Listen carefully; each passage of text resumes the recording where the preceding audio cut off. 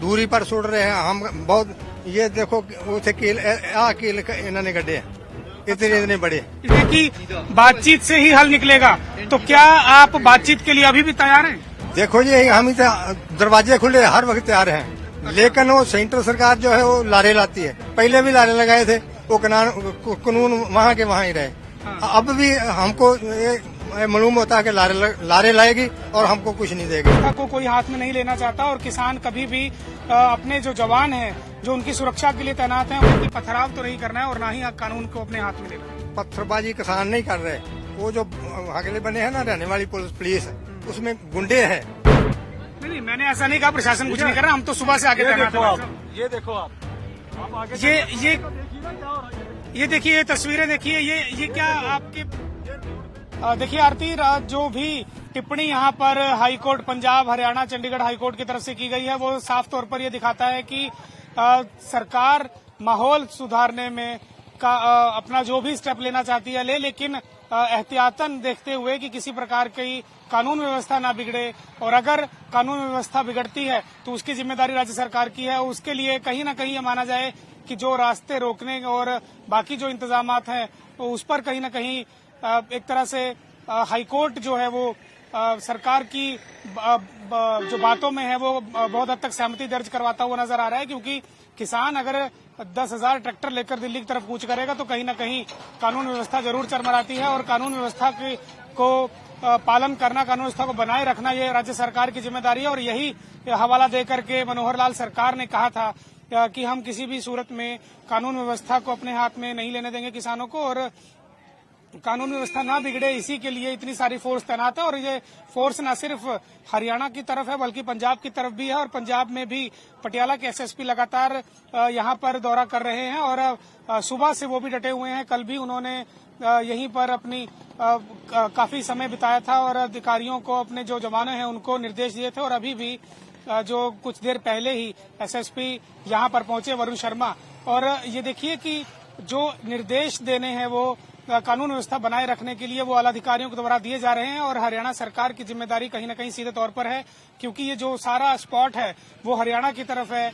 हजारों की संख्या में किसान हरियाणा की तरफ मूव करके अंबाला से होते हुए दिल्ली जाना चाहते हैं, और कानून व्यवस्था न चरमराए इसी का हवाला देकर सरकार ने नुकीले कील और बड़े बड़े सरिये और सीमेंटेड बैरिकेड वहां पर शंभू बॉर्डर पर खड़े कर दिए, और उसी को लेकर के ये सारी तनातनी कहीं न कहीं किसानों जी आरती बिल्कुल बल का प्रयोग अंतिम विकल्प ही है। और सरकार भी इसका हवाला दे रही है कि 2 दौर की बातचीत लगातार करने के बाद, कल रात भी 6 घंटे की मैराथन मीटिंग के बाद भी निर्णय नहीं निकलता। किसान अपने मांगों पर अटके हुए हैं, और 10 सूत्री मांग जो किसान कल लेकर के बैठक में मौजूद थे उसमें से कुछ मांगे ऐसी हैं जिसे मानने से सरकार ने फिलहाल फौरी तौर पर इनकार कर दिया था। बाकी करीब 7 के आसपास मांगे ऐसी थी जिसे सरकार ने तुरंत मानने के लिए हामी भी भरी थी, और खास तौर पर जो एमएसपी की मांग, गारंटी कानून की मांग किसान कर रहे हैं उस पर भी सरकार ने कहा कि हम एक कमेटी फॉर्मेशन कर देंगे। कमेटी बनाने का वक्त मांगा, लेकिन किसान कमेटी नहीं देना चाहते, क्योंकि उनका कहना है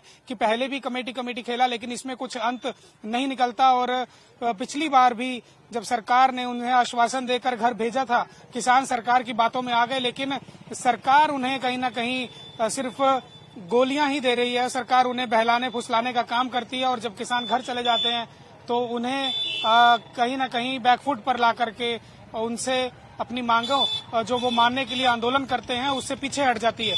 तो सरकार के लिए दुविधा का समय है। हाईकोर्ट में अगर किसानों का पक्ष रखने वाले वकील अगर ये बात रखते हैं तो सरकार के लिए भी मुसीबत खड़ी हो सकती है, क्योंकि जब 2022 में आंदोलन खत्म किया, जब प्रधानमंत्री ने किसानों से बातचीत की, राष्ट्र को संबोधन करते हुए किसानों से कहीं न कहीं 3 कृषि कानून वापस लिए थे जब उन्होंने, तब उन्होंने साफ तौर पर कहा था कि मेरी तपस्या में कोई कमी रह गई, और उसी चीज को अब हवाला देते हुए किसान यहाँ पर तैनात हैं। और किसानों का साफ तौर पर ये कहना है कि एमएसपी से नीचे कोई मांग मानी नहीं जाएगी। तो अगर किसान एमएसपी से नीचे कुछ भी लेने को राजी नहीं होंगे तो सरकार एमएसपी फिलहाल देने के मूड में नहीं है, और बीच का रास्ता क्या निकलेगा ये तो अभी तय नहीं है, और अभी नहीं कहा जा सकता कि बीच का रास्ता निकालने के लिए सरकार को या तो एमएसपी पर कोई ठोस प्लान देना पड़ेगा, लिखित में उनको देना पड़ेगा कि 2 महीने या 6 महीने के भीतर भीतर ही आपको एमएसपी दे दी जाएगी। लेकिन अगर ऐसा नहीं हो पाता तो किसान यहाँ से हटने वाले तो है नहीं। किसानों का लंबा मोर्चा यहाँ पर हमने आपको दिखाया है, तस्वीरें मैं एक बार फिर आपको दिखाऊंगा। ये नेशनल हाईवे है।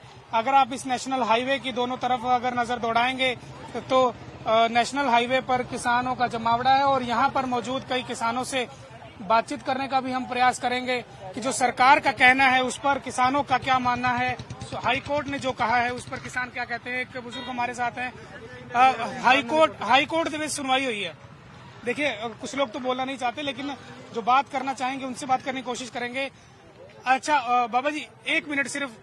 हाई कोर्ट में आज सुनवाई हुई और हाई कोर्ट ने कहा है कि कानून व्यवस्था बनाए रखना ये हरियाणा सरकार की जिम्मेदारी है और सहमति बने, बल प्रयोग आखिर में होना चाहिए। तो क्या कहते हैं आप हाई कोर्ट की टिप्पणी पर?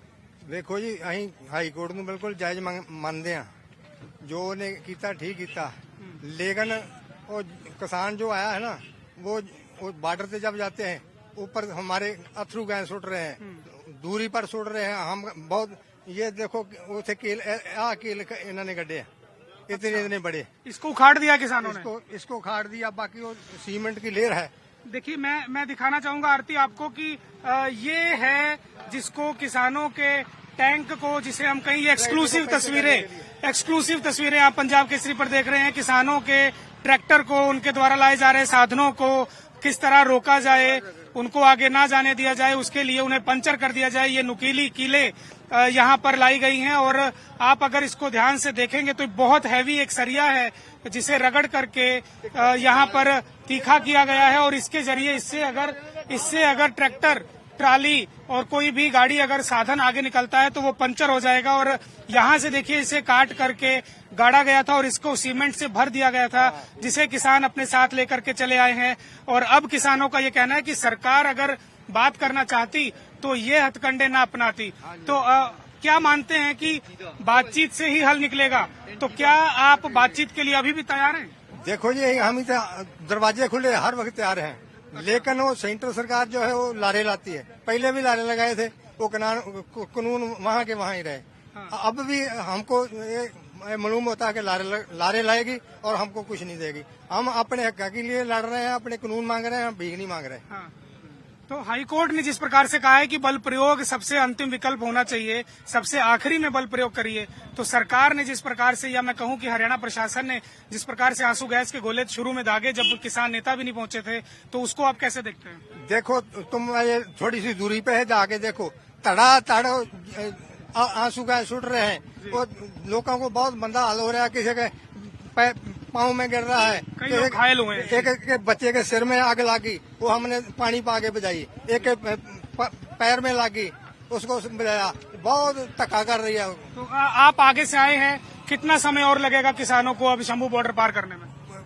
आज का दिन लगेगा अभी। आज का दिन लगेगा। बहुत काफी। लेकिन वापस तो नहीं जाएंगे? नहीं, वापस जाने वाले नहीं। ये पंजाबी जो होता है ना, वापस नहीं जाएंगे। वापस तरह दुनिया पर मन महीने बैठना पै जाए। शंभू बॉर्डर को ही आप सिंघू बॉर्डर बना देंगे? हाँ, पूरे पर डेरा जमा लेंगे। पूरे जमा लेंगे। अगे मारा अड्डा टुटे ना टुटे। जो मोदी चाहता मत बोल दे भी उठ के चल देंगे, नहीं जाएगा। ये मरने वास्ते आप। अच्छा, कई नौजवानों ने वहाँ पर, पुलिस ने जब आंसू गैस के गोले दागे तो कई नौजवानों ने पत्थरबाजी भी की, तो इसको कैसे मानते हैं? क्योंकि किसान नेताओं के द्वारा से ये कहा गया था कि पथराव तो नहीं करना है और ना ही कानून को अपने हाथ में लेना है। पत्थरबाजी किसान नहीं कर रहे। वो जो अगले बने हैं ना रहने वाली पुलिस, उसमें गुंडे हैं। अच्छा। वो हमारे ऊपर पत्थर फेंकते हैं, हम आके उसके ऊपर जवाब दे रहे हैं। वो भी नहीं देने, हम अच्छा नहीं समझते। लेकिन वो जो हमारे ऊपर मारते हैं तो हम उसको फिर मोड़ के जवाब दे रहे हैं।